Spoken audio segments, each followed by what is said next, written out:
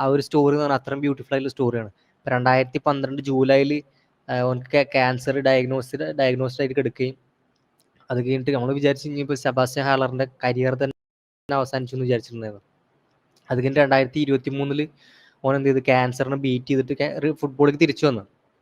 ഫുട്ബോളിലേക്ക് തിരിച്ചു വന്നെന്ന് മാത്രമല്ല 2024 സീസണിൽ ആഫ്കോൺ അവർ ജയിക്കുക വരെ ചെയ്തു. പക്ഷേ ഈ ആഫ്കോൺ ജയിക്കുന്ന നമ്മൾ ചെറിയ സംഭവമില്ല. ആഫ്കോണിൽ ഈ ഒരു എന്താണ് പറയുക, ഐവറി കോസ്റ്റ് എന്ന ടീമിന്റെ അവസ്ഥ നമ്മൾ ആലോചിച്ച് നോക്കണം. നമ്മളിപ്പോൾ കഴിഞ്ഞ വീഡിയോയിൽ പറഞ്ഞിട്ടുണ്ടായിരുന്നു, ഈ ഒരു കോപ്പ അമേരിക്കനെക്കാട്ടിയും കൂടുതൽ, അതായത് കോപ്പ അമേരിക്ക വേഴ്സസ് ആഫ്കോൺ നമ്മൾ എടുത്ത് നോക്കുകയാണെങ്കിൽ കോപ്പ അമേരിക്കനായിട്ട് എത്രയോ ഒരു ലെവലിൽ കോമ്പറ്റീറ്റീവ് ആണ് എന്ത് ആഫ്കോൺ എന്ന്. കാരണം ഐവറി കോസ്റ്റ്ക്ക് വരെ എന്ത് ചെയ്യാൻ പറ്റി, ആഫ്കോൺ ജയിക്കാൻ പറ്റി. നേരെ മറിച്ച് നമ്മൾ കോപ്പ അമേരിക്കയിൽ ആരൊക്കെ ജയിക്കല്, ബ്രസീൽ, അർജന്റീന, എന്താണ് ചിലി, കൊളംബിയ, എത്ര തന്നെ ഉള്ളൂ, പിന്നെ ഉറുഗ്വേ ഉണ്ടാവും. ഇത്ര ടീമുകൾ അവർ ജയിക്കുള്ളൂ. ഇവിടെ നേരെ മറിച്ച് എന്താണ് എല്ലാ ടീമുകളും ജയിച്ചിട്ടുണ്ട്. എന്താണ് ഇപ്പോൾ നമ്മളെ കഴിഞ്ഞ വർഷം മാനയുടെ ഈ ടീം ജയിച്ചു, അതേപോലെ തന്നെ സലാഡ ടീം ജയിച്ചു, മുഹമ്മദ് സലാഡ ടീം ജയിച്ചു, അതേപോലെ തന്നെ സെബാസ്റ്റ്യൻ ഹാലറുടെ ടീം ജയിക്കണം. അങ്ങനെ ഓരോരോ രാജ്യങ്ങൾ നൈജീരിയ ആണെങ്കിലും ഏത് രാജ്യത്തിന് വേണമെങ്കിലും ജയിക്കാൻ പറ്റുന്ന ഒരു ഇതുണ്ട്. അതായത് ഏത് രാജ്യത്തിന് വേണമെങ്കിലും അണ്ടർഡോഗ്സ് ആവണ്ട, അവർക്ക് ജയിക്കുക, സുഖമായി വരിക, ജയിക്കുക. അതായത് അത്രയും കട്ടക്കാണ്. എത്ര ടീമുണ്ടോ അത്രയും ടീമുകൾക്കും ജയിക്കാനുള്ള ഓപ്പർച്യൂണിറ്റി ഉള്ള ഒരു ടൂർണമെന്റ് ആണ് ഈ ഒരു ആഫ്കോൺ എന്ന്. നേരെ മറിച്ച് അപ്പുറത്തോ നേരത്തെ പറഞ്ഞ പോലെ ഈ ഒരു 4-5 ടീമുകൾക്ക് ജയിക്കാൻ പറ്റുള്ളൂ.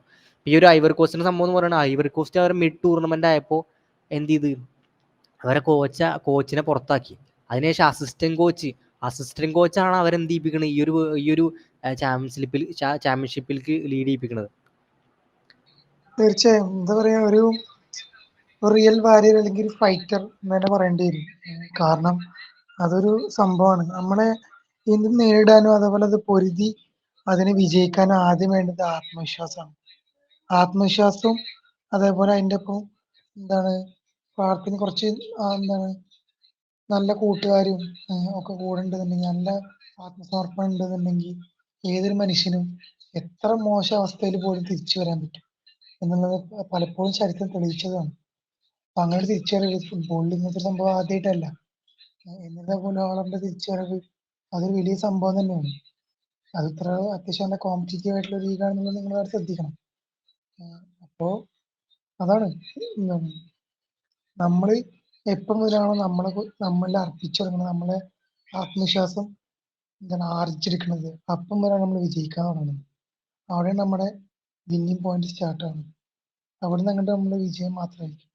എന്നേ പറഞ്ഞില്ല, ചിലപ്പോൾ പരാജയം വരാം, പക്ഷെ ആ വിന്നിങ് മെന്റാലിറ്റി കീപ്പ് ചെയ്ത് കഴിഞ്ഞാൽ ലൈഫിൽ സക്സസ്ഫുൾ ആവും. അതിന് ഏറ്റവും എന്താണ് ലാസ്റ്റ് അല്ലെങ്കിൽ വന്ന ഏറ്റവും മികച്ച ഒരു എക്സാമ്പിളാണ് ഹാള്.